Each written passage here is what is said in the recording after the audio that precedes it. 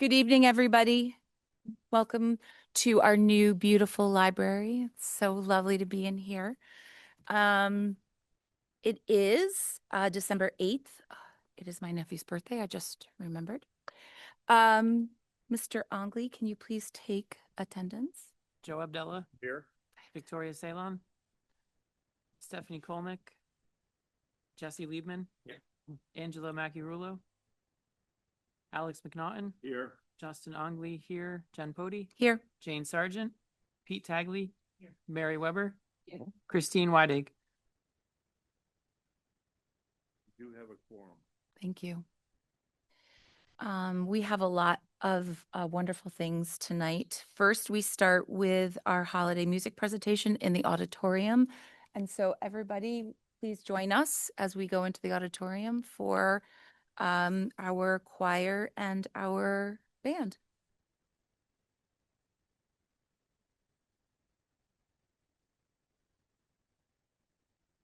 So, yeah, it's really exciting that they're going on Friday night. I know, it's a big deal. I know. 7 o'clock, prime time. I know. Excited for them. I know. So now moving on to honor the fall 2025 First Team All-State and First Team Berkshire League All-Stars, Mr. Parachi.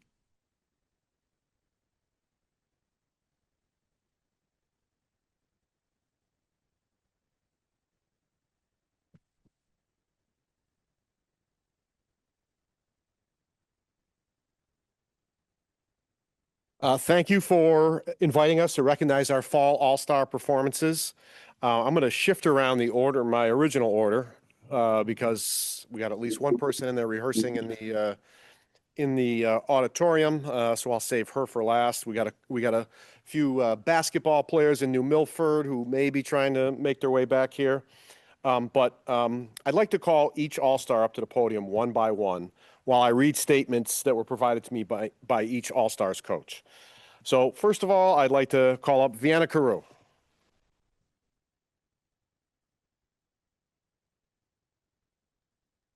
This is for you, Vienna.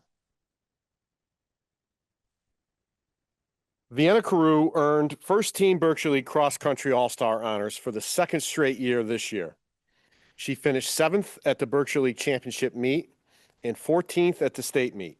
Her personal record time was run at the Wickham Invitational, a very difficult course, where she finished in 21:36 to aid the team in winning the Invitational for the first time. As a sophomore, she is a 2-time Berkshire League All-Star, and we would like to congratulate Vienna on an excellent season. Congratulations, Vienna.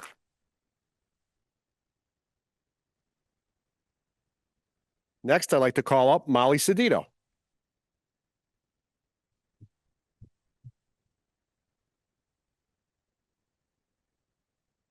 That's for you. Molly Sedito is the model of consistency. She finished 6th at the Berkshire League Championship meet and 13th at the Class S meet to lead the girls to a Class S runner-up finish. She ran a personal best time at the Winding Trails Invitational and finished in 20:49. This is Molly's 3rd time being named a Berkshire League All-Star. And like Vienna and Lily Cassini, who we're saving to the end because she's the one in the auditorium right now, helped lead Chepaug to Berkshire League Championship. Well, Molly Sedito, congratulations. Next, I'd like to call up Will Abraham.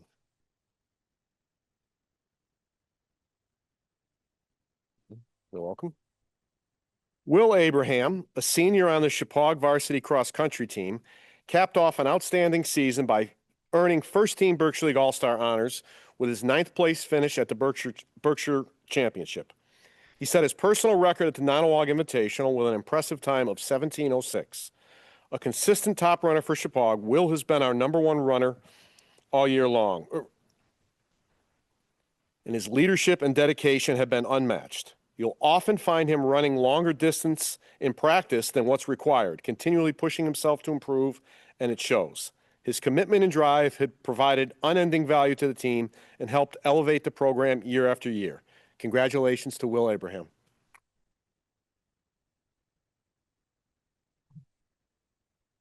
Next is another cross-country runner who's not here right now. And that's Liam Riendo. Liam Riendo, a sophomore on the Chippewa varsity cross-country team, earned first-team Berkshire League All-Star honors with an impressive sixth-place finish at the Berkshire League Championship. He set his personal record this season at the Nonawag Invitational, running a strong 17:41. In his first full year on the team, Liam's rapid growth has been impossible to miss, as he quickly proved himself a consistent and formidable runner, finishing the season as our number 3 and spending most of the year as our number 2. His commitment, determination, and fierce competitive spirit have made him an invaluable contributor to Chippewa's success. So congratulations to Liam Riendo. Now I'd like to call up golfer Wyatt Ongley.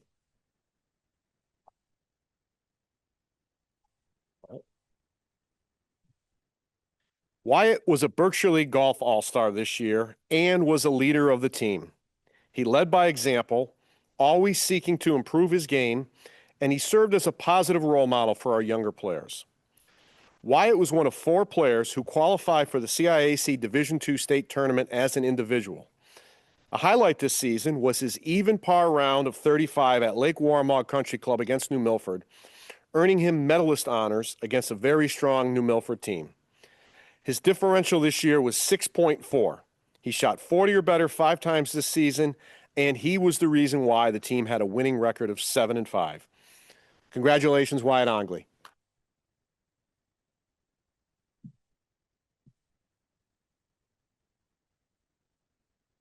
Now going to move on to some people who couldn't be here tonight. We're moving on to field hockey now. Lily Bialak was selected as a first-team Berkshire League Field Hockey All-Star for the second time this season, and she was also named to the first-team All-State team.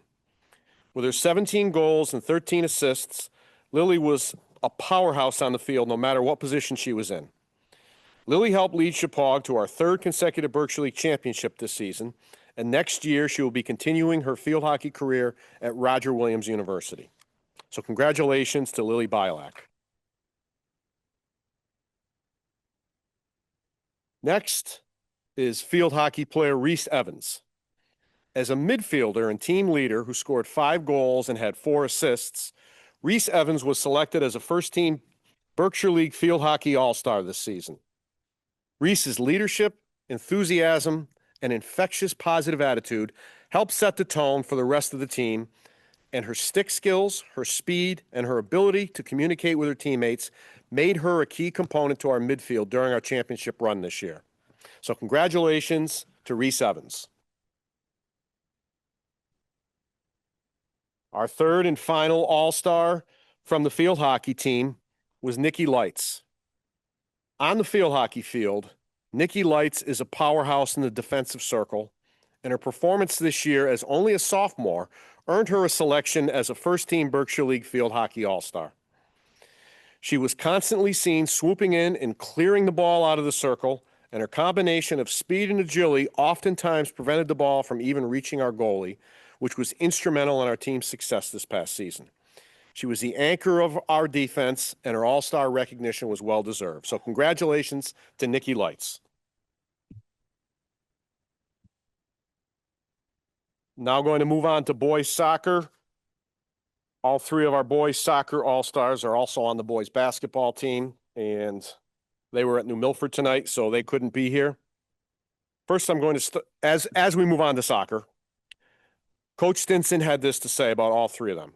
These young men have helped lead the Chippewa soccer team to an unprecedented run of success over the past 3 years. Their record over this time span is 53-7-1, during which they have won 3 Berkshire League titles, 2 Berkshire League tournament titles, 2 trips to the state championship game, and 1 state championship. First is Drew Koenig. Drew was a captain for 2 years and scored 14 goals and had 9 assists. This season, he was named a first-team Berkshire League Soccer All-Star for the 3rd time, and for the 2nd time, he was named first-team All-State. His dedication and leadership helped drive this team forward, and he has been a valuable member of the program throughout his high school career. He was also recently just named first-team All-New England, which is a significant and well-deserved honor. So congratulations to Drew Koenig.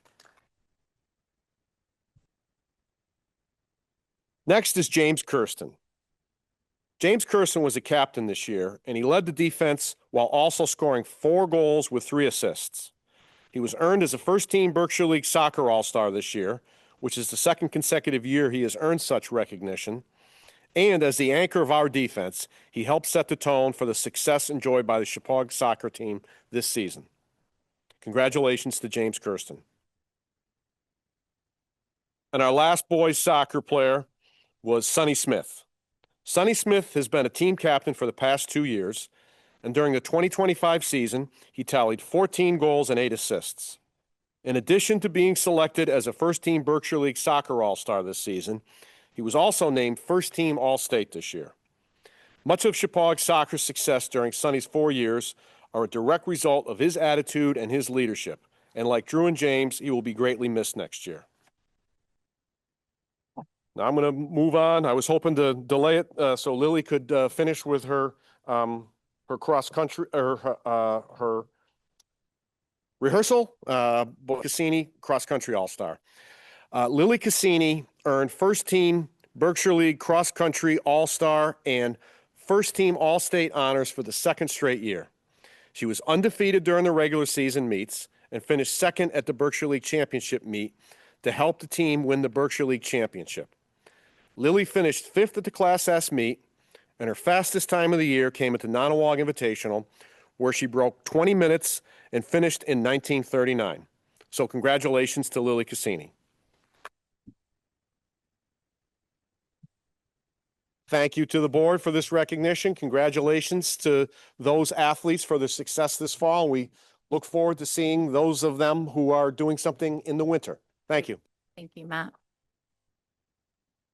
We'll take a quick break. I think we have some treats in the back, so if we want to just take a quick recess just to congratulate our athletes and thank them for their hard work, we can just take a quick recess.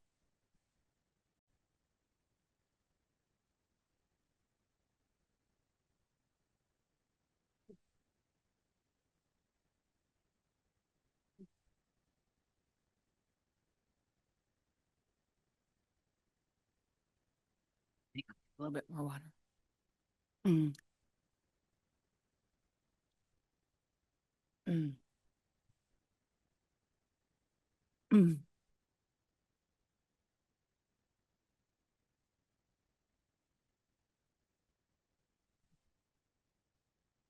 It's always so nice to have a reason to celebrate, a reason to have cookies. Thank you all for coming. Thank you.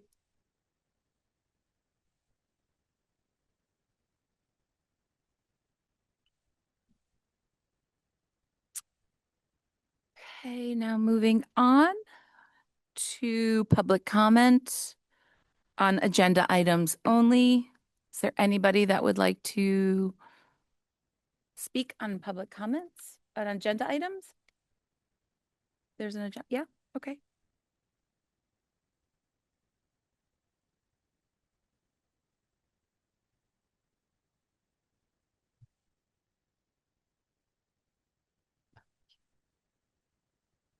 Hello, board. My name is Natalie Orletsky, and I'm a sophomore here at Chepaug. I'm a part of cross country and track, and I'm here on behalf of my entire team that was here tonight, and that they were awarded the Berkshire League Awards, and I am very proud of how my team has done this year. And throughout my high school years so far, I've been taught critical thinking, how to be a better learner, leader, and stand up for others. The Chepaug learner values that are posted on every classroom wall says this: our learning community challenges and inspires us to demonstrate critical thinking, ethical behavior, creativity, and compassion each day in pursuit of intellectual, curious, and fulfilling lives. When I look at the people that each student is supposed to look up to, I'm ashamed. If we are taught to find the right way, even if it is hard and no one else agrees, why are the adults not showing this? Us as kids are not seeing this example. All we are being shown is the adults with power are taking the easy way out. Mrs. Schur is just one of the many lives that has been affected by the new decision. Her love of coaching and abilities has brought her to take a position at Nottawag, which as a student is affecting my whole team.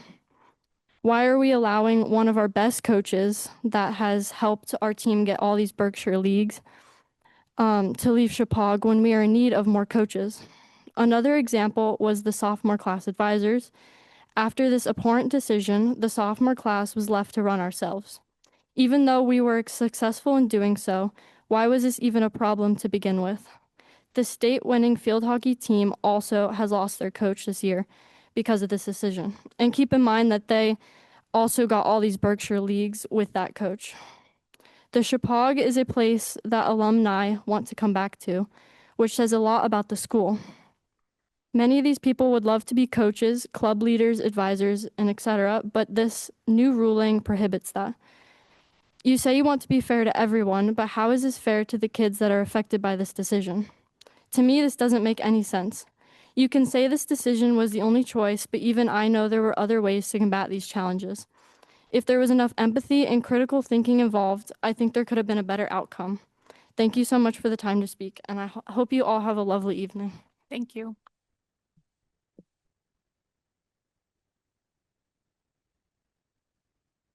Okay.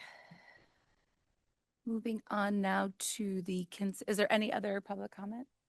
There, no, okay, thank you. Moving on to the consent agenda. I always look to you, Alex. Be perfect.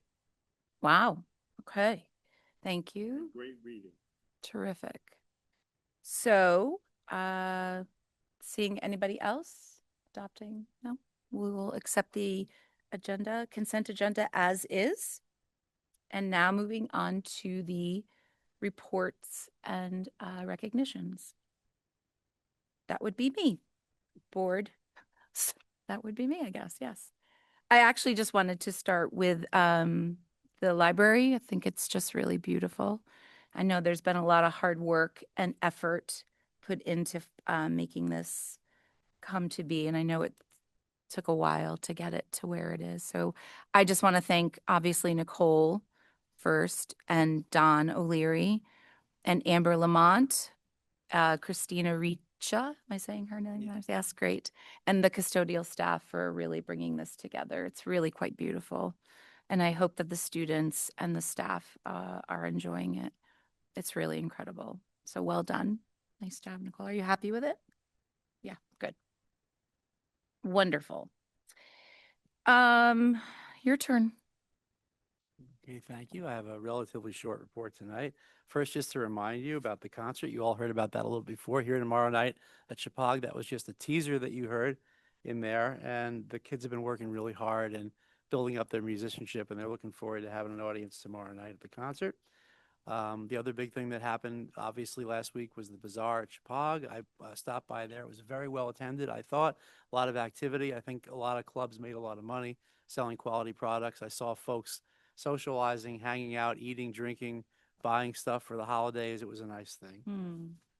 And we have a PD session, half day for professional development for the teachers on Thursday.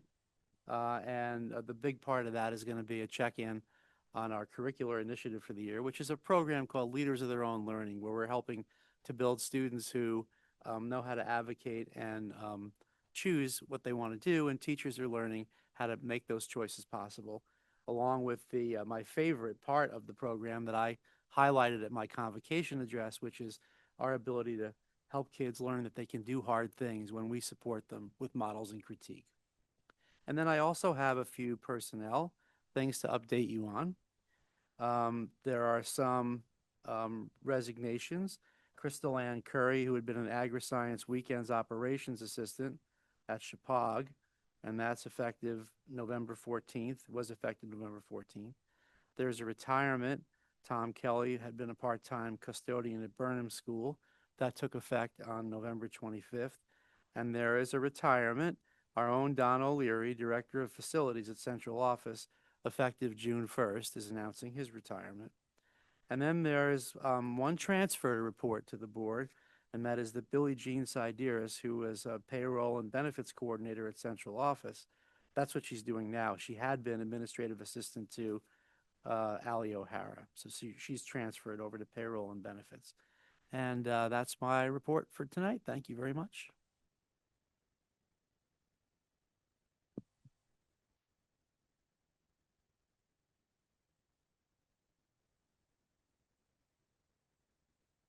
Where's Jen? She said she'll be right back. Oh, okay, okay. I am going to hold off on my report and give it under the F and O.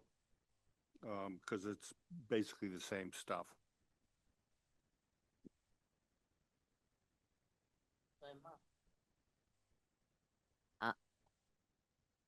For AgriScience, there hasn't been a meeting, but I hope you all came to the holiday bazaar and spent lots of money for the AgriScience kids. I don't know if there are more trees available or more of the items that they have. Do you? There have are any? some, Mary. Yeah. There's some out front.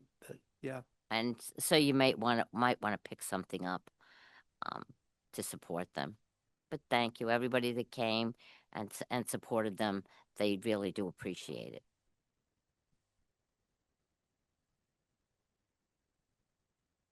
For curriculum, there's nothing new. Our next meeting is February 9th. At Advance, there was no meeting this month, and our next meeting is January, so nothing new to report. And I am back again. We had our last meeting on November 3rd, and being the procrastinator that I am, I didn't do the minutes till Sunday. But having done the minutes, it refreshed my memory on a couple of things that I'd like to bring to the board's attention. Some of this is old news by now, but I just want to let you know, we got 2 bids to do the Washington primary boilers. And we obviously took the lower one, which was $261,500. I don't know the status of the boilers now. Nicole, are they finished the first one already? The first one's finished, yes. And they're working on the second now? I don't think they've quite started the second yet. Okay. Also, the Burnham School, we're going to put up some, around the parking area, some bollards and a gate. And its estimated cost on that's going to be about $4,500. We took a vote on that at the F&O level, but I don't think that we need to have it at a board level. But I just thought I'd bring that into your attention. We also reviewed the number of students from each town. That's as of October 1st, and that's how the pro rata is determined for each towns. Interestingly enough, both Washington and Roxbury went down from the previous year, and Bridgewater went up, which means Bridgewater's share will be larger and the other 2 will be less on whatever the budget turns out to be. Budgeting will start in January. There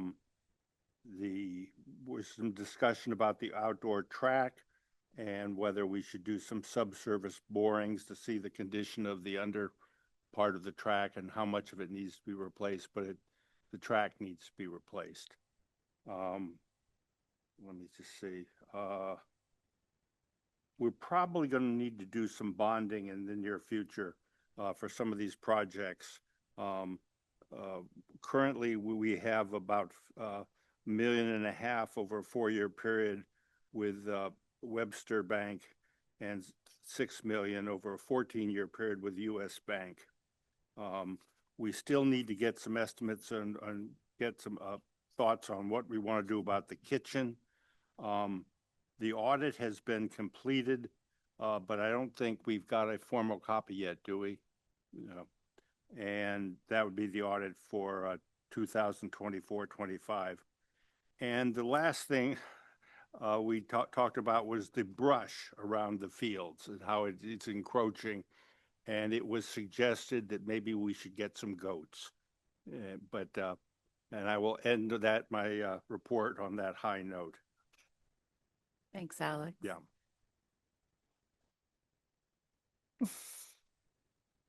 Okay. Moving on to committee reports, agri-science, Mary. Oh, you did? Wow, I was gone for a while. Okay. And Vicky is not here. Do you want to speak Yeah, to that? so we made a lot of progress and reached a settlement agreement with the union, and which is the terms obviously remain confidential until this board votes on it. And the next step is the Art Council has taken all the terms that will be familiar to our committee and dressed it up so that it looks nice, presented it to the union. Our committee will review it shortly, and then it'll be ready to move before the board in executive session at the January 12th meeting. We have a little gap between now and the next meeting, but that's when we'll do it on the 12th. And I think everybody that was part of the experience thought it went well, and that we reached a good settlement, good for the kids, the school, and the teachers. Yeah, agreed. The SBEA. Policy. So we met earlier tonight, but we'll discuss what we talked about under new business. Thank you. And strategic long-range planning, we have not met, so there's nothing to report. New business. Consider for approval trip to Hershey's Park. Yeah, I think you saw Mr. Oblowitz is probably engaged across the way there, so I'll try to do justice to this for him. The band is trying to go on a trip to Hershey Park, which is not just about amusement park, although there is some of that fun going on. It's a band festival, it's a music festival, and they go, the kids all play, they listen to each other. It's actually adjudicated, so they have a feeling of a competition, and they get feedback from professional judges and musicians, and they get to listen to each other. It's generally considered to be a good growth experience for musicians and a good performance opportunity. Plus, the kids get to have some fun in the park while they're there. And since it is out of state, it's something that the board has to approve. And this would take place in May. And I guess it would be a day-long trip. A What's day it, long May 1st, May 3rd. Yeah, May 1st to May 3rd. to get there. Well, they're supposed to depart here. It's a day-long trip Oh, no. It's for the- $500 to $600. No, I'm sorry. It's May 1st to May 3rd. Yes. Yes. Okay. They wouldn't want me to compress them like that. Yeah, no, I yeah. feel like that's quite a, okay. So, I generally think it would be a good experience for our kids, and I wonder if the board would entertain supporting it. Can I have a motion to approve a trip to motion? Jane seconds. All in favor? Well, I've got a question. How's it being paid for? I think that they're raising funds between student contributions, parent contributions, and fundraising. Okay, so the 6,500, oh, okay. It says 5 to 6. Student payments, okay, good. Sorry, didn't mean to interrupt. That's okay. All in favor? Aye. Anyone opposed? Abstentions? We're going to Hershey. It's fun. Great.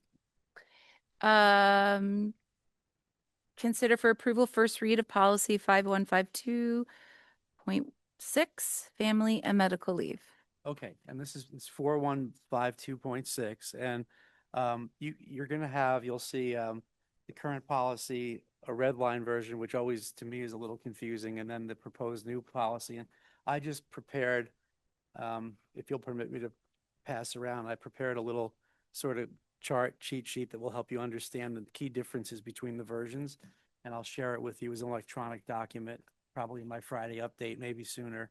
So I'll pass this around. If you were on the policy committee, you already got one, so don't take them because I have exactly 12, but maybe pass it.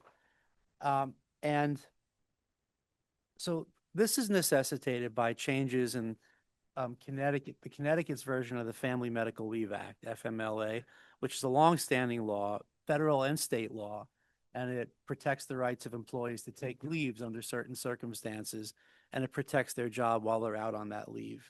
And recently, Connecticut's version of FMLA offered two new amendments that really push this policy, change the law requiring us to change the policy.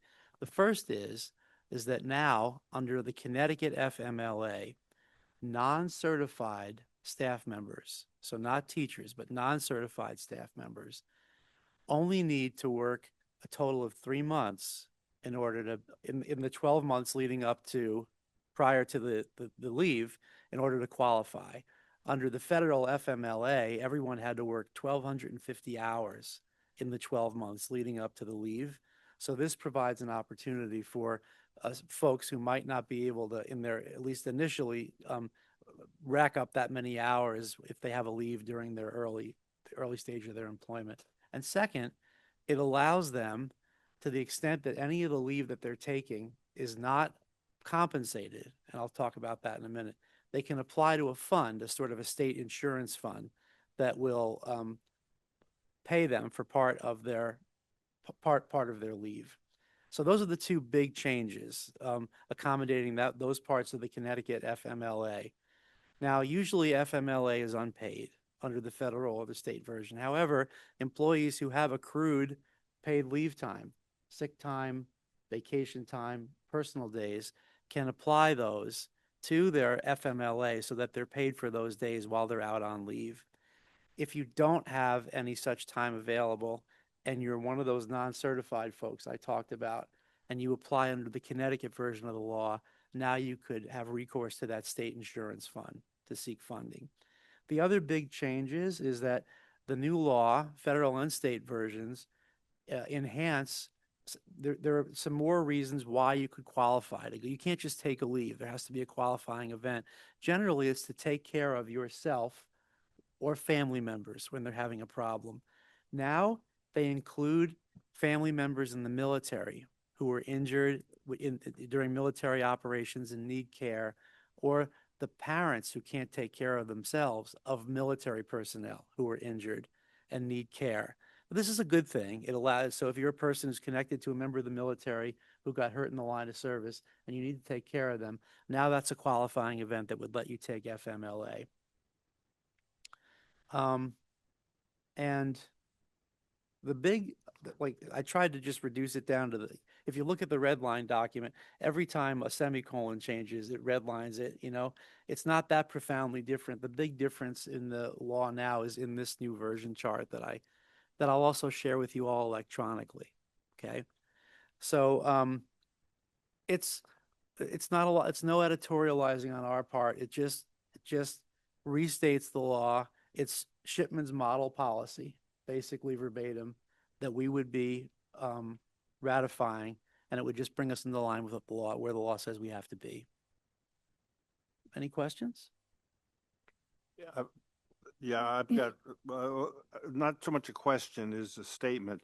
I find the policies to be onerous to go through them as you have done.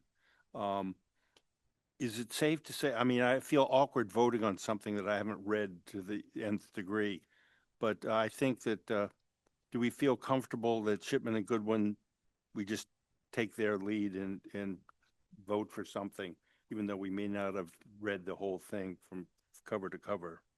I do, and because I don't want you to have that feeling anyway, when I digest it, I try to make sure that I'm being faithful to the key changes so that it's a lot less onerous for you to read. Looking at this sheet might help, because I think this encapsulates the changes. Now, there's always times, I'm reminded of a time when Mary morally objected to something that was the law and that Shipman proffered, and that, good for her, she stood on her conviction.